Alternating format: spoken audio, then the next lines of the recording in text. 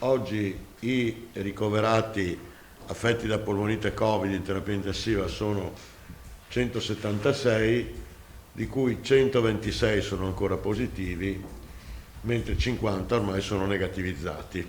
Allora, i negativizzati possono essere gestiti insieme ad altri pazienti e questo facilita ovviamente la gestione dei posti letto di terapia intensiva. È il dottor Rosi, direttore regionale del SUEN 118, a spiegare com'è la situazione nelle terapie intensive del Veneto, dove complessivamente sono 470 i posti occupati, ovvero sopra il numero ordinario di posti disponibili. Sono circa 140 quelli liberi. In un anno, ad oggi, 3.430 pazienti sono stati in terapia intensiva, 840 circa nella prima fase e oltre 2.500 da luglio, vale a dire che il grosso dei ricoveri si è verificato nella seconda fase.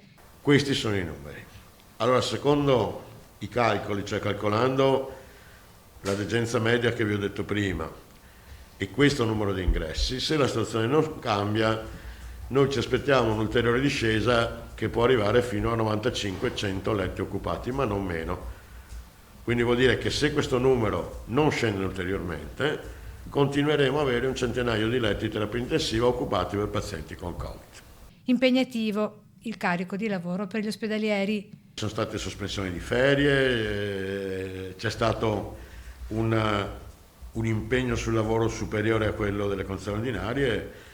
Adesso io credo che resisteranno ancora. Tornando ai negativizzati, spiega infine come l'età incida notevolmente sulla ripresa dei pazienti usciti dal tunnel delle terapie intensive. La degenza di posti terapia intensiva è comunque lunga in questi pazienti. Più è anziano il paziente e più rimane in ospedale dopo la dimissione dalla terapia intensiva.